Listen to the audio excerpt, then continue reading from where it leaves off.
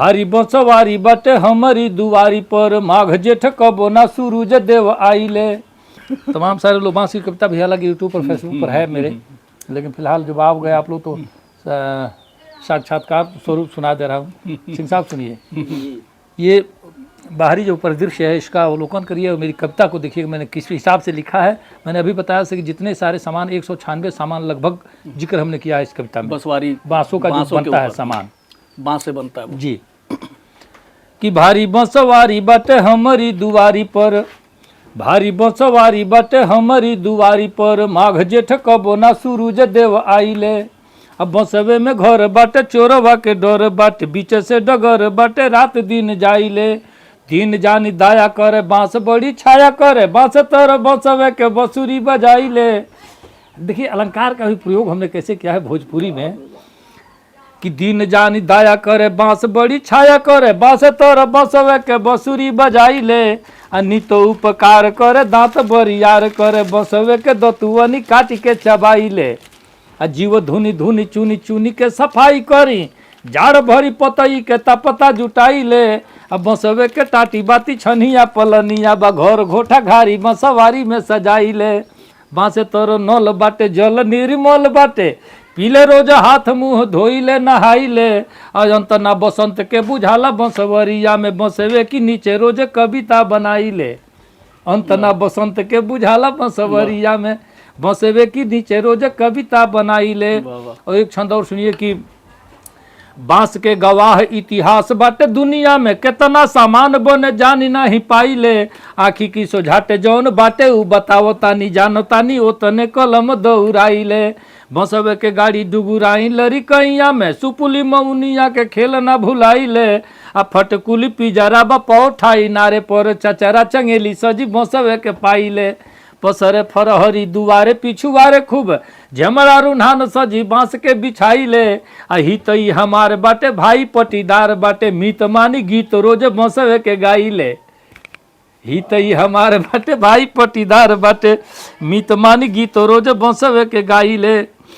कि बंसवे के रेगनी बा कपड़ा पसारे खातिर, लगा लगी लाठी लौर बांस के बनाइले। हेंगा हेंगी हर परी हथ बने, बंसवे के पैना कुदरियों में भेंट लगवाइले। डाली फूल डाली बने बंसवे के डलरी बा, बंसवे के सूप खांची दुनिया में पाइले। जन्म के नाता हवे बंसवे विधाता हवे, बाती बचपनवा के अपनी बताइले। कि बंसवे के झटहा चलाई अमरैया में, खेल गुर देल ना धनुष के भुलाइले। अब बंसवे की बोमा में कुटाई बाली गोहुआ के, बंसवे की सटहा से गईया चराइले। बांस की पनचिया से अंगूरी चिराई तब, रोआ नोची नोची बंसवे के चिपकाइले। आ खुथवे रोपाला खाद पानी ना दियाला, तो वो बांस बढ़ी जाला देखी देखी हरसाइले। खुथवे रोपाला खाद पानी ना दियाला, को बस खाद पानी के उधर हो जीवन में, लेकिन बात सब पेड़ों से बढ़ के पुली वंशलोचन भी शायद इसी का वंशलोचन बाटे में जिक्र भाई में। अब देखिए ये बहुत लंबी कविता है, 4-5 पेज की कविता है। कहते हैं कि दुआरे में बांस नहीं होके चाहिए। हाँ, अब अंतिम केवल छंद सुन लीजिए एक और कि लाजबा समाज के लुकात बंसवरिया में। लाजबा मतलब अब जो है शौचालय हमारे गांव में घर घर लगभग बन गए हैं, लेकिन पहले जब शौचालय नहीं था तो हम लोग बड़े सुखी थे बांस के चलते। कहा कि महिलाएं जो हैं या जब भी जरूरत पड़ती थी ये बांस में अपना आराम से जाके वो बैठ लेती थी, ऐसा होता था। कि लाजबा समाज के लुकात बंसवरिया में, बंसवे बचावे आंधी बारखा तूफान से। पेड़ तमाम उलट जी है कि तुम आधी तूफान आवे, बांस के बगल पछुआ बही तो पूर्व पर लड़क जाए, पूर्व बही तो पश्चिम पर जाकर लड़क जाए, लेकिन गिर नहीं जाए ऊपर, दबा नहीं जाए कि नीचे आदमी। कि लाजबा समाज के लुकात बंसवरिया में, बंसवे बचावे आंधी बारखा तूफान से। चह के भुचेंगा कहीं कुह के ले कोई लरी, सांप से सियार ले लुका ले इंसान से।